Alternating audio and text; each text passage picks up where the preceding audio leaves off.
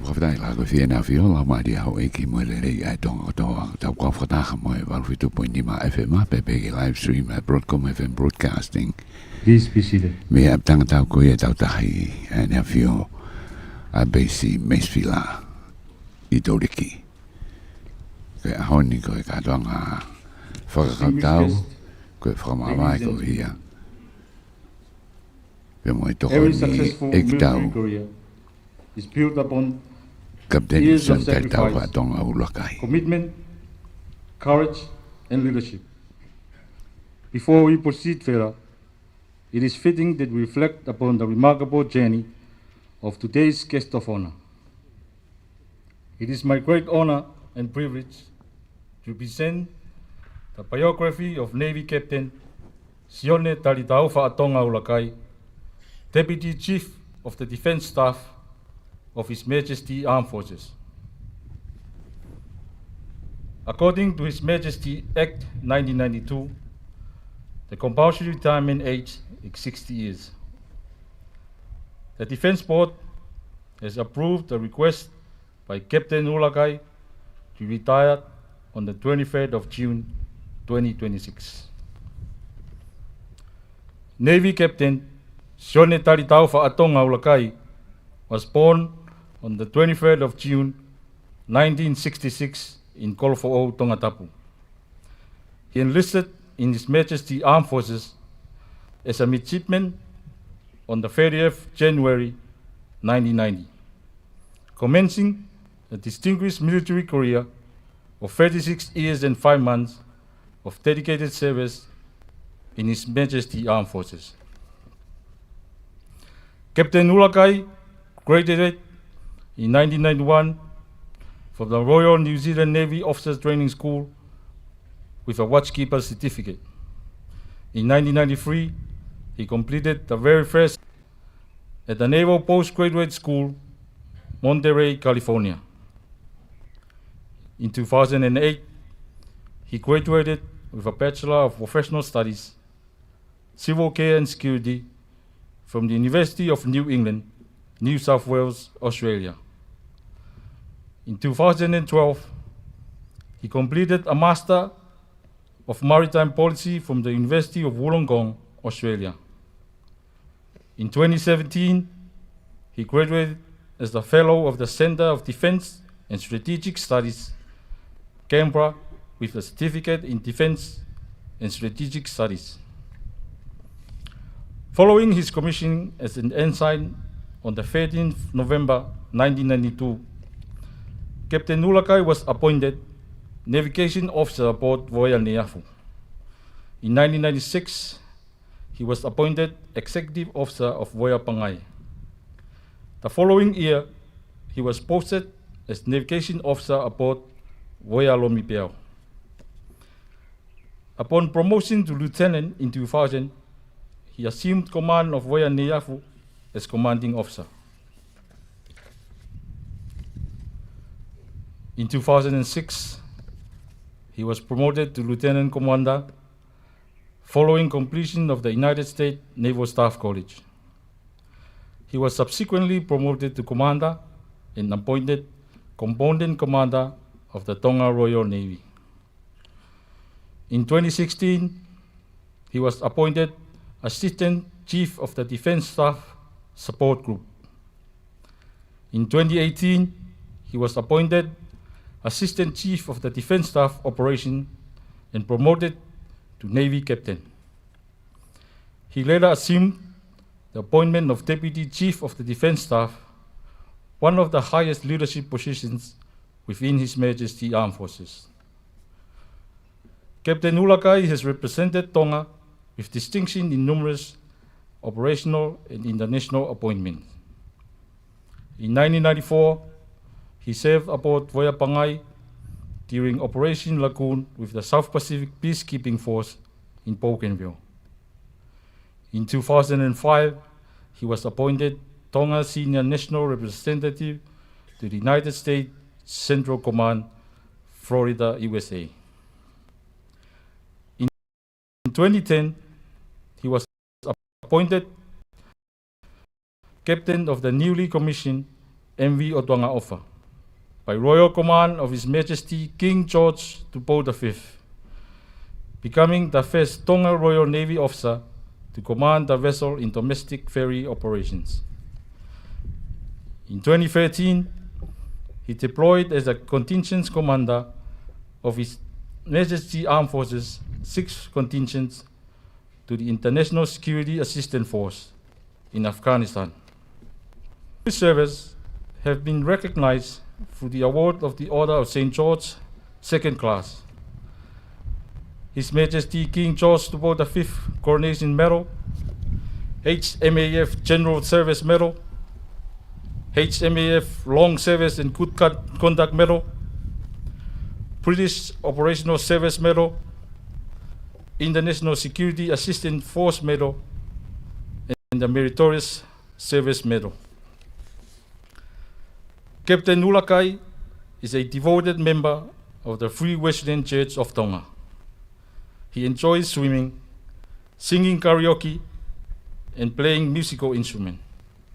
However, his greatest passion is serving as the choir master of the Royal Maopa Choir at the Centenary Church, Nuku'alofa. His Majesty Armed Forces reflects on his many years of faithful service. We acknowledge with deep gratitude his steadfast commitment, professional leadership, and loyalty to His Majesty and the Kingdom of Tonga. The values he has embodied throughout his career will continue to inspire future generations of officers, sailors, and soldiers, leaving a lasting legacy of honor, integrity, and service. Malo apito.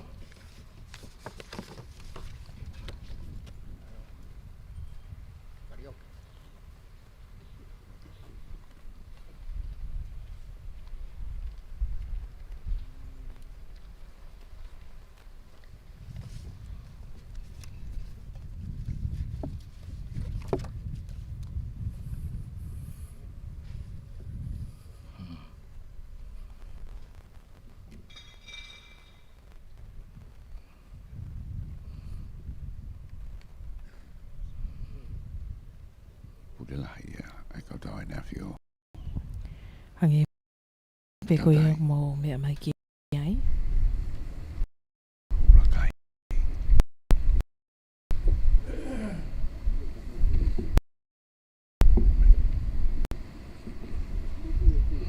Distinguished guests, ladies and gentlemen, please rise for the arrival of the reviewing officer, Navy Captain Sione Talitaufa Ulakai.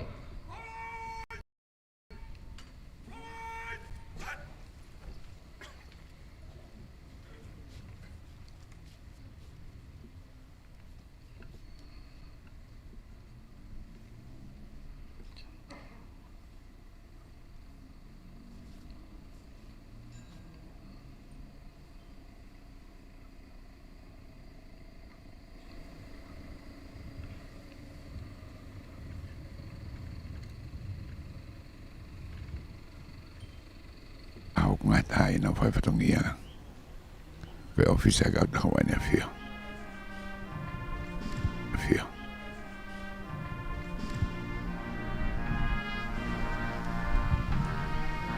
e veni fo ke ko ga wa e tau tai ko ga ko e marini ina te nga ga ta ka mata me ko ga ko ia ai marini me ta pa hi fo ko ia Mala eko ia I Atanga koe ni Touliki.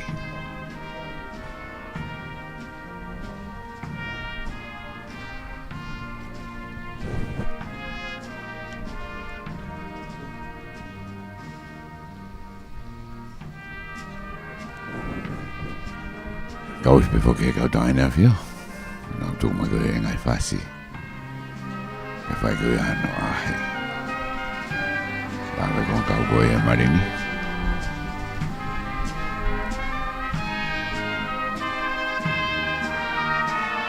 Para me con cowboy no wa. Kaya office ko yung napakalere. Ay ko yung ito ko bigi drone ko yung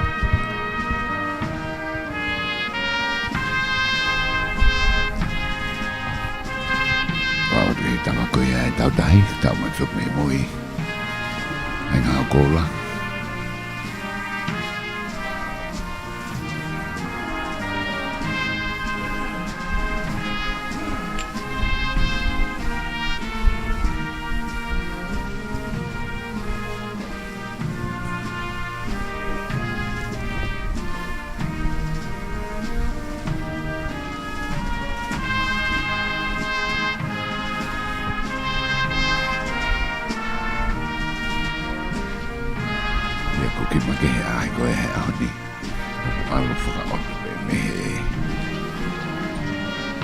Tonga Ulakai ako magpatuniwa kay patuntolo foke tu he otonoa o fobebe.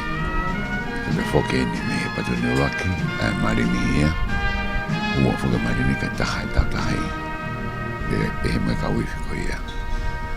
Ay katawa niya fio.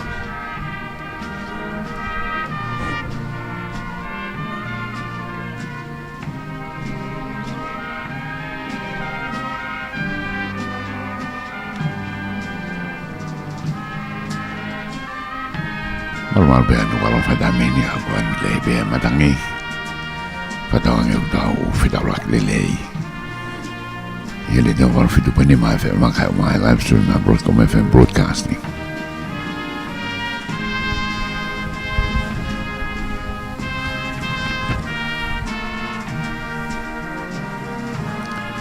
Rokat fogin ni Masefield Naval Base. Loobin ko lang ko Touliki.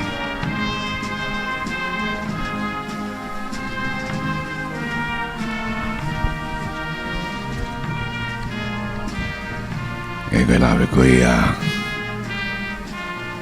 historia ni fai patungia. Tanto ni huko ya ke katawa ni afio.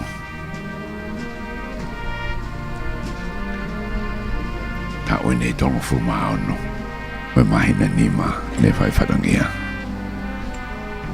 Me kota daw ke fomadala. Beni ko de ke malo ke kota daw foki ke tutun ko ya. Eka doi na fio ki la o e tai wa hiwa wa. O ke malo e ta uwo no fulu. O tari ai. E kwa te malo i. Ai ni kore ko ia ke malo lo. Ya wa tolo sunni. Wano a wan. E rea magi a honi o hau ki tonga ko ia ko e tokoni ek tau. Eka dawa na fio. O se ni fō mai kai e pēa ko whakau tau keke. Mo hiki hiki no raka ngā wau ke te unga ko ia. Ko e kapteni o tau tahi. Ane a whio.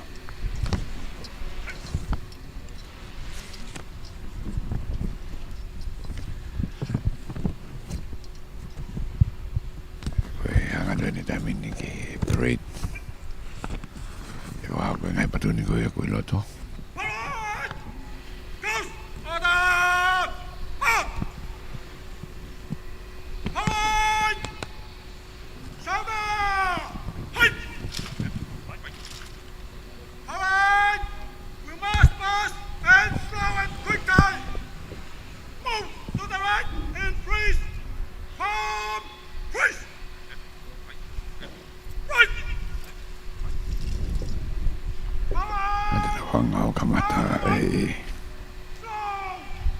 Ko ni tina hanga whaifo.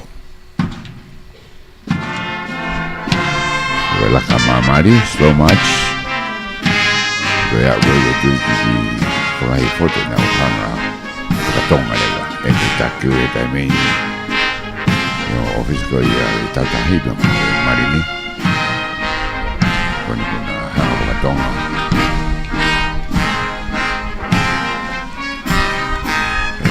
Lakabe ai patuni e tolu.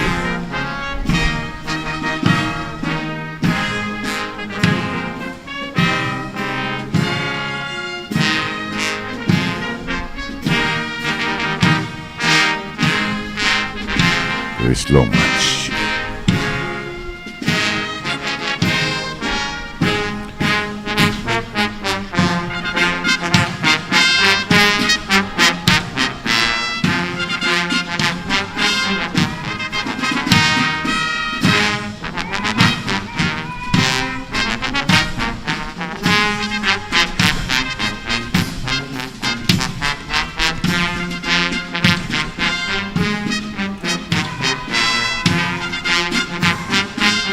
Tongatamini o Fisataki Nautotolu he tamini Ua manini patami tahi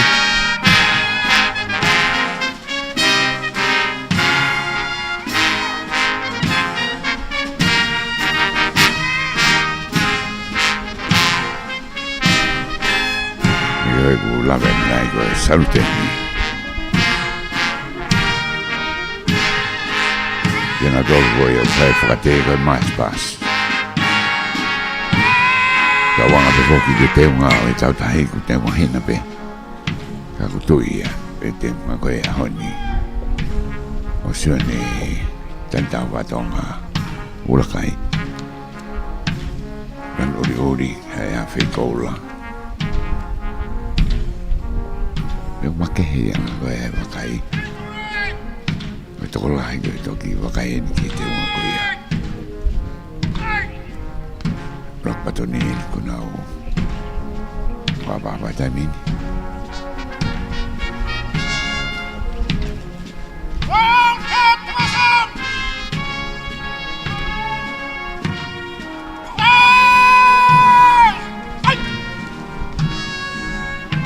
Patoni hana wa. Marini koe ni, marini pei.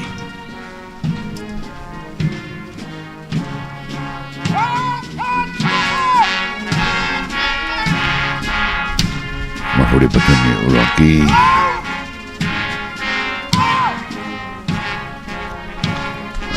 makinai ni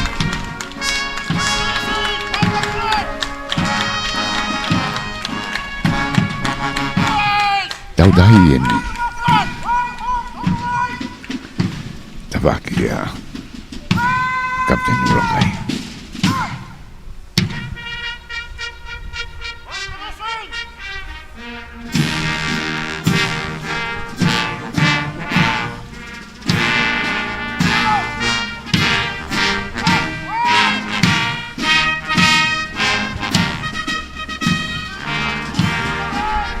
Nga wha hake koe ni te nau mawhuri me ai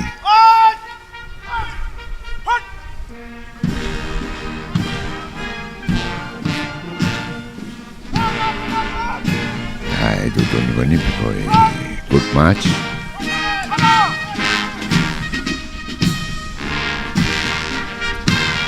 afi whato ke lau patoni roki ni tai mini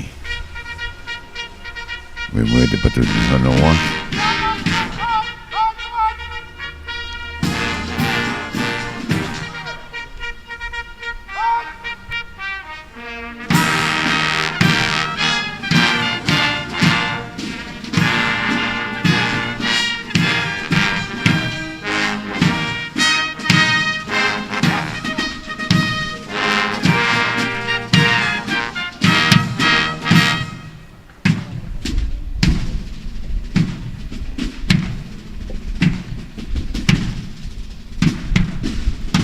Okay, slow match pero que también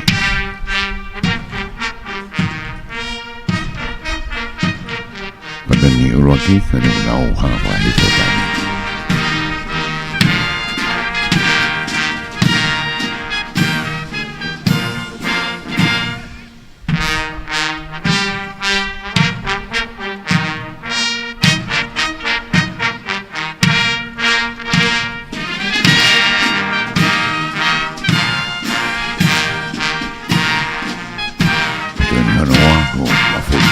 Mini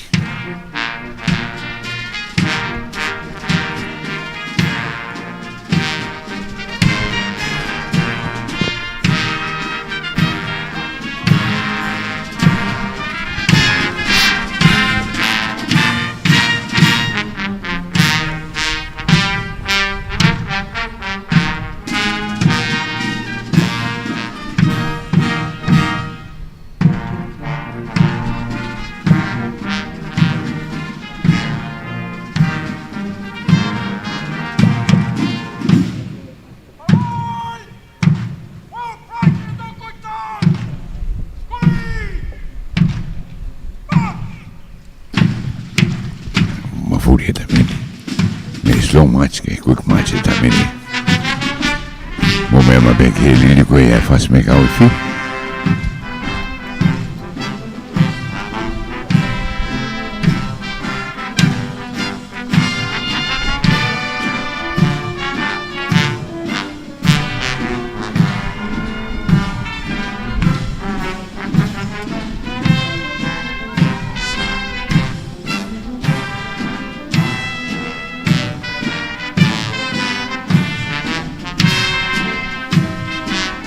Che poi fa scogliamo dopo, ma poi fai va che the bridge across the river Kwai.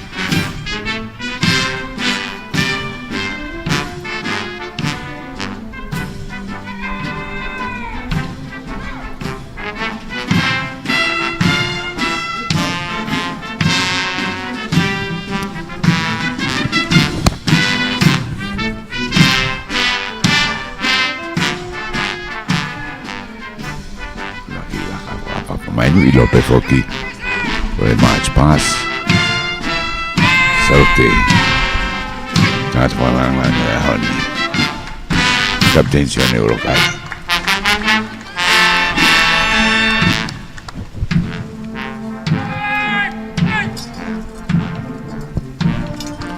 e march pass ko ni na foi line pe e tolu ngi go bu fo ma da papa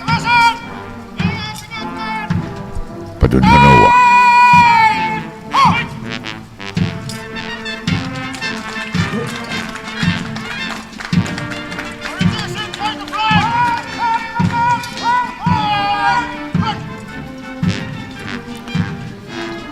tautahi ni no wala ka ke padun tolu ya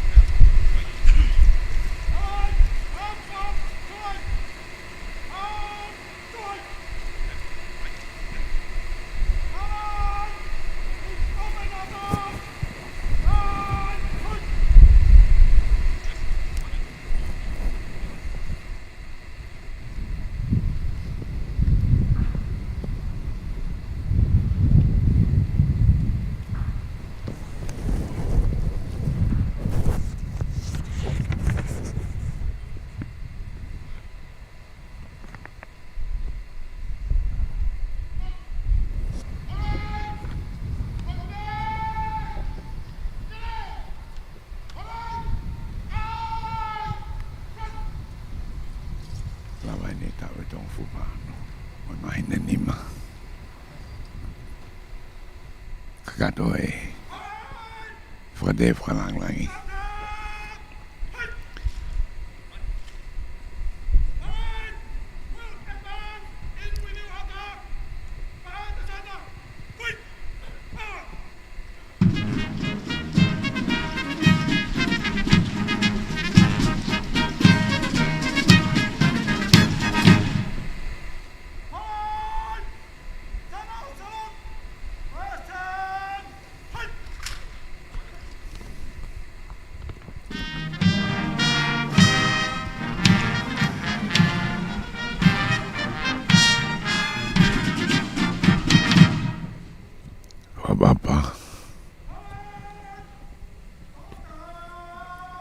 Papa pakaos na ini. Ay kapteni. Kini kau tahu.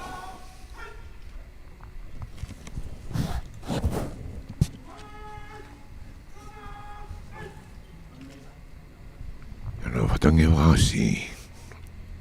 Ika dongan ni. Kapteni. Sione Talitaufa Ulakai. Kau ni tahu. Kaya kau tahu ni feel.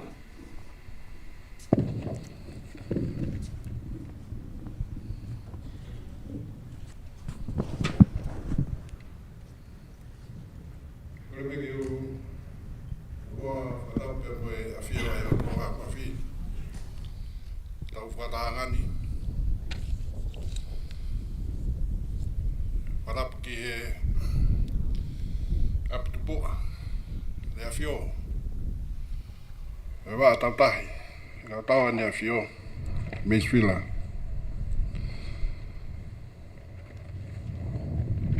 Dapat pergi tahu.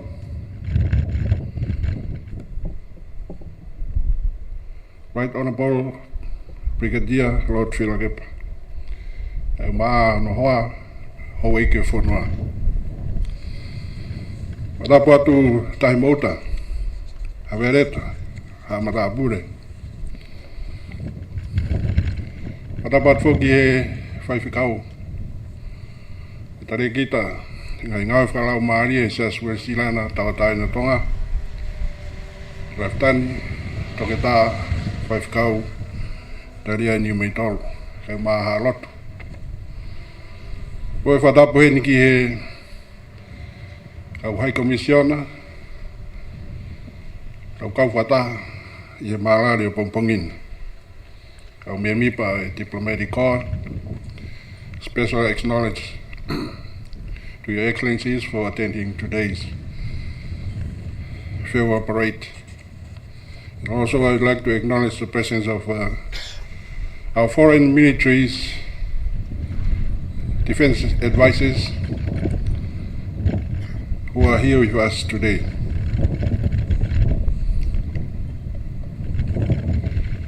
Dapat pergi kau whawhia no katoa be, kau sotia tutuku, kau whawhia ka be ke whamiri, mo lawa mai ki he maalari o Pongpongin.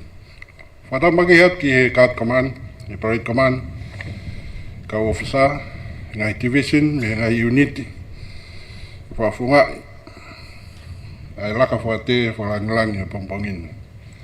Watu e whakamalo, maolunga, mo tuatuani, ko hige whotutu, pe mo whalangilangi, lawe monu ai. Ko tui pena iai bea whatongia, nei siwa, ke tupou mo no whare, purea ngā, ka pia ke pot maawe, monu ia i e Pongpongin. Ai tukua ke whai pēha ki idea no whahaunga i ofa, pe me tāpuaki, pe monu ia, o lawe ai mo ki whamiri i awha koloa koini. E haoni o koutu, ma loto whonu i he whawhitai, me whatoa ki lalo, i au sia kakato, ai te fua whatongia, whakautau. Raki o kou whawhitai ki heo tua mafi, i tawa usia ai aha whakoloa koeni.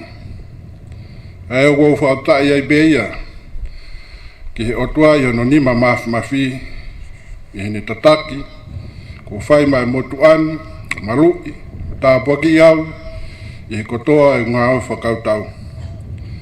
I ngai taimi o tai pau, i ngai taimi o whaingata, mo i kuna. Ko i kai au pito ke tuku hono nima, tau kupu nima mafi, i hene tokoni ke te au. Ua whaftai whoki ki hene a whio, tupa wono ka mahanu whare, taini kuini, ko hige koloa, tai maaria i e motuani, i tāu e ni tolongo furuma ono, e fua whatongia. E monu mo langlangi ko la monu ia e motuani, O tui e motuani ko hono tui o te unga e kautau. Mo to koni ki hono malu i lelei hau tau kakai. E taha ia ngahi monu maong onga taha. E tau fua whatongia ko sotia. Ko fia whahafo ki he ku honga ia lahi i e tau Brigadier Lord Whilakepa. Kau ofisa tai mau komisoni, kau sotia. Aia na tau ngau e whataha.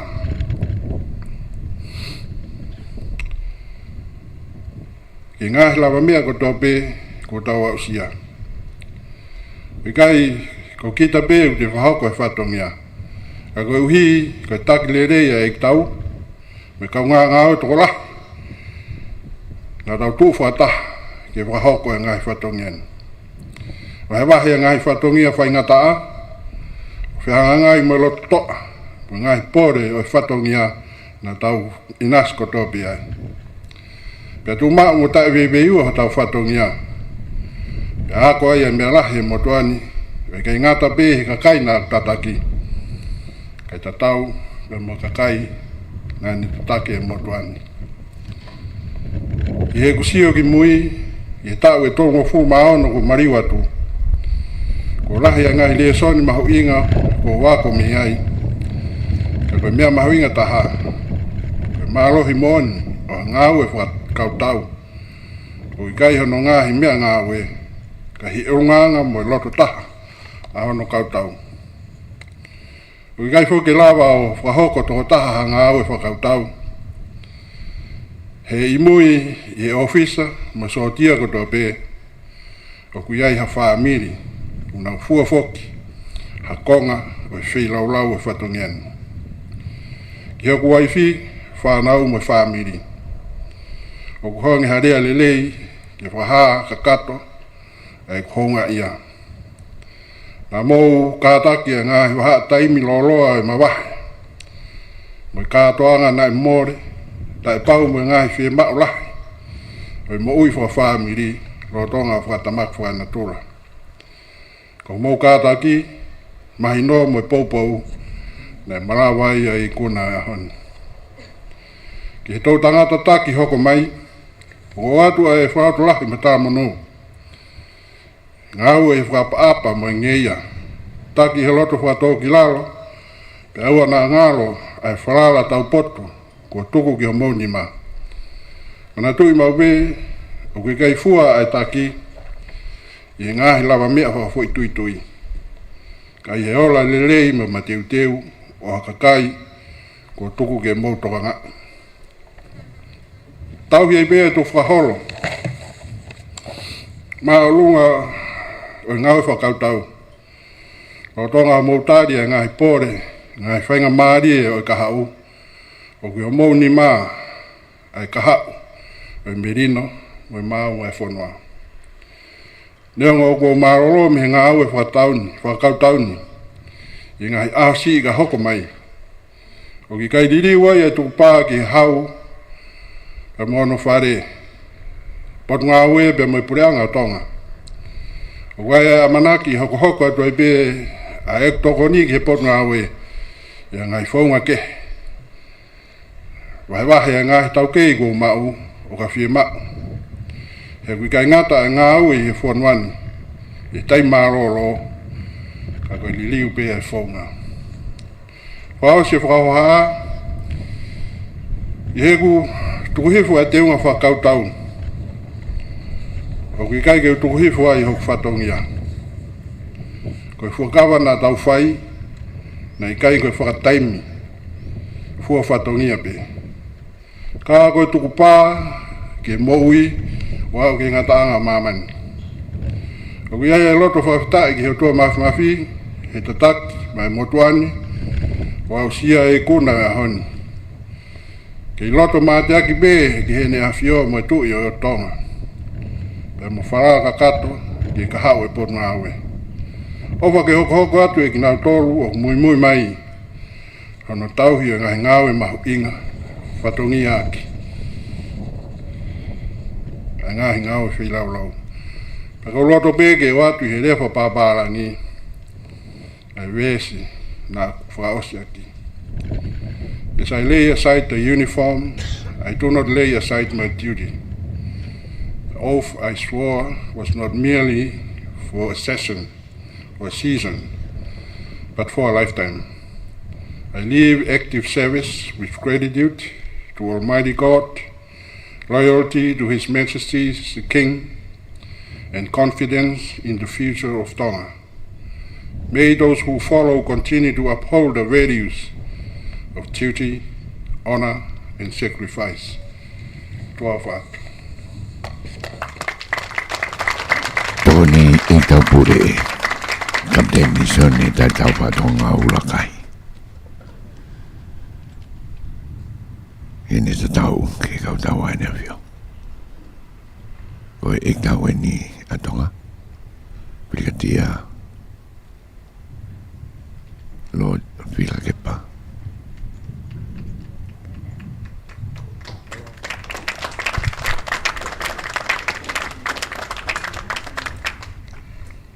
Tapu e awhiwa e taha mai ho tau Tolo Tonga.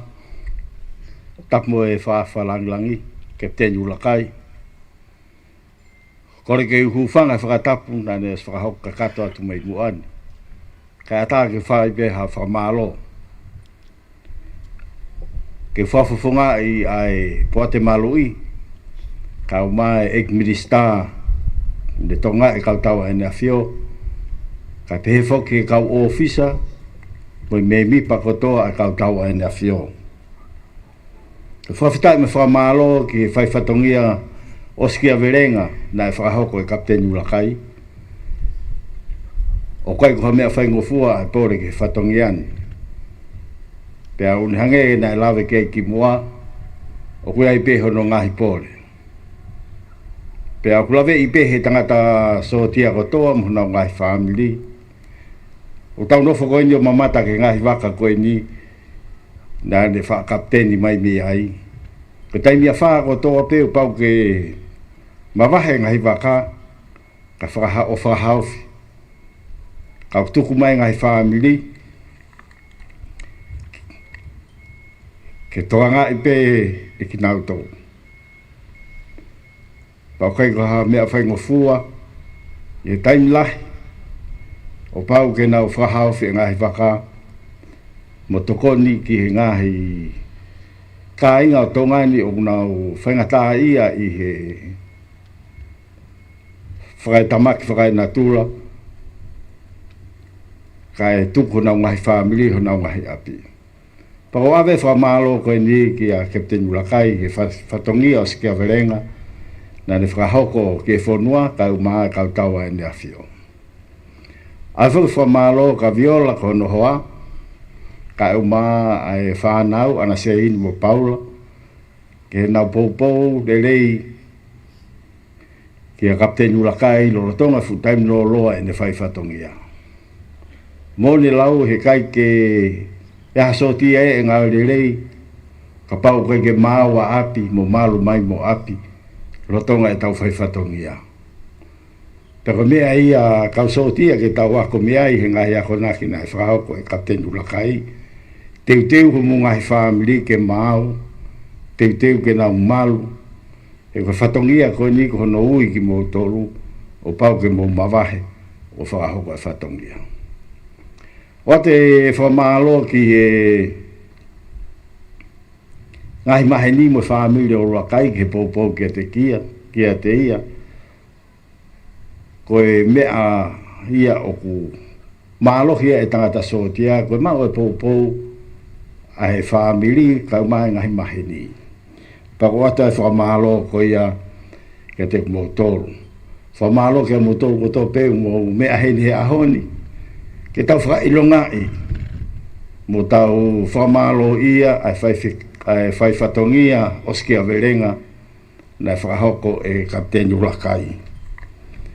Whamalo fo ke ka te whalanglangi o e aho. Ko tui ko e ako naki na e tuku e Captain Ulakai ke te kumotolu ko e tāsi pinga mo e tūhulu ke tau whai whatongia. Kai ke te aha mea ia o ku mawahe me hene ako naki na e tuku a kia te kumotolu. Ka ko whamalo atu ki he whalangilangi o e aho. O whiunga mo e whai whatongia o e tangata ko e ni Kapten Ulakai. O te tala monu Kapten Ulakai ki a te koe whawhawhai te kautau. O whaketataki he o tua o whanonga. He taimi o ke o siaimi he kautau a e nea whio. O whaketapu aki i he e ki e whaamili ke hoko hoko te pe e tau whanonga o whitoko ni aki i he kaha una. Tua o whātu. E tau e kautau e nea whio. Priatia lot whila ke pā. Lot tuku whakako ia e whaiwhikau. Tare ai ni me toro.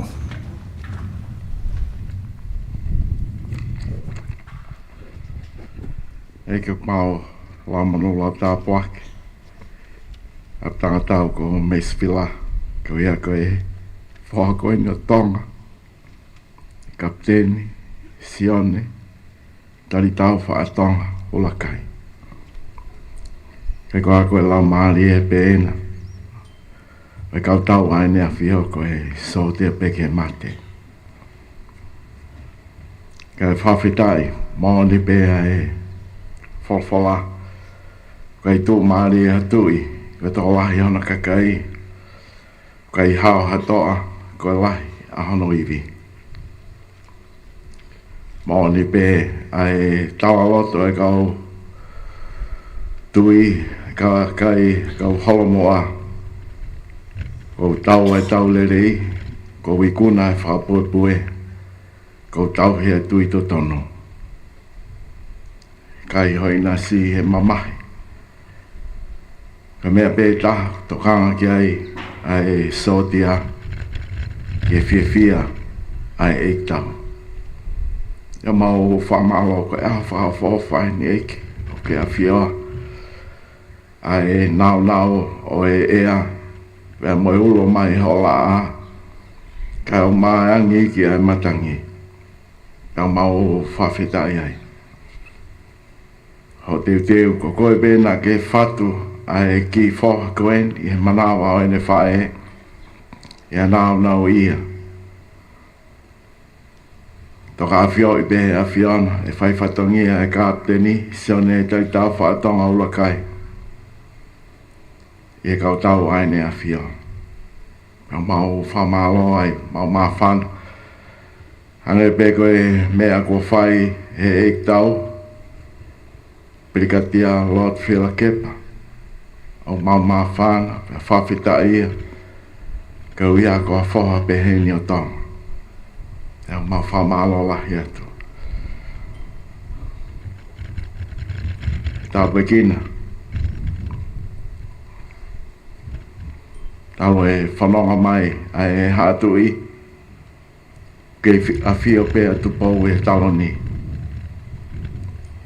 Koe whuakawa pē ia e kau tau o ene a whio. Pēo mau whawhitai. Whiawhia e tau. Mo koe e whinangalo e tamatui. A mo e ngahi kup kotoa pē. Kau ia koe whai whatongia poto. Ke langi ia pe ai a whiona. Ai a whiona tō taha pe ai whamalo mai whawhitai. Ma whamalo at ko ia ko viola.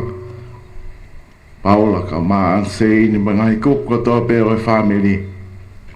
Nau whai e popo. Ko ia ko i tau koe ne tonga fulmaono. Ai a whiona tō taha pe ko koe uke malu ia tonga. O pore hosi, tau hosi. Pore tau sāriote a mamani. Ma pore pe i au huawha. Pero e kupu i loto. Mai mānawa ia e kautau aine a whio. Ke la koe whia tupo. Ke laka i monua i pe pure a tupo i tonga. Wafa peho alo si sukalais ko mau whamaui. Amen. General salute. Como va a ser programa? e ke whate wharangi whaasieni pia ka kata program ko ia hon kita dar fi fia de pek moto kamai ke pesi mesfilang Touliki no alofa forma mai ko tatau mo tau monu ya kapteni Sione Talitaufa Tonga Ulakai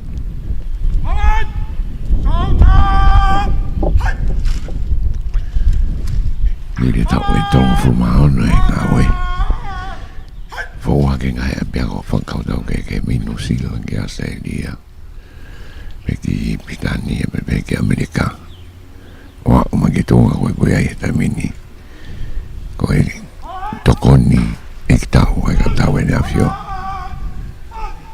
ka koe ngotari ni whawisi pota tau ke lao ko ia koe tau malo ia tonga koe tau ono fulu ko wau ke malo kau whata mai whakmuna dora kau whare whakau tau me kau tau anusina kau tau Australia no hen muna dora tuke he pēha e whamiri whako ia o kapteni Ulakai tōla he bido heni ka koe e wharonga ia kai paika ne match koe ni kai whakaaspepe na o Ulakai peke kakato ia e whakate whakalanglangi o e ahoni whatawangi ni hau lere tu hawhai whatungi ai he walwhitu poini mai whema People get live stream and broadcasting. Kapoi whatungia ko ia me base Masefield i Touliki sia te tana tohi. Ali pati ki sina ko se aso waka. Momea.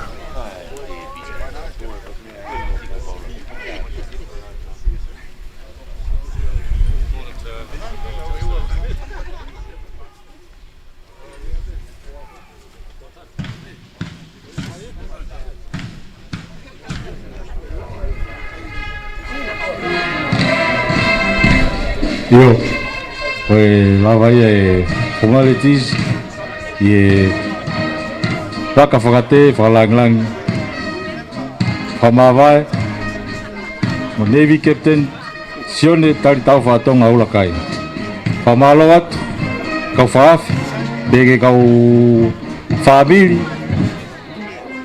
o ku whaafei kotoa ki motolu ki he lalofare headquarter Navy o ku ai ki whakamokomoko o ku teutei wai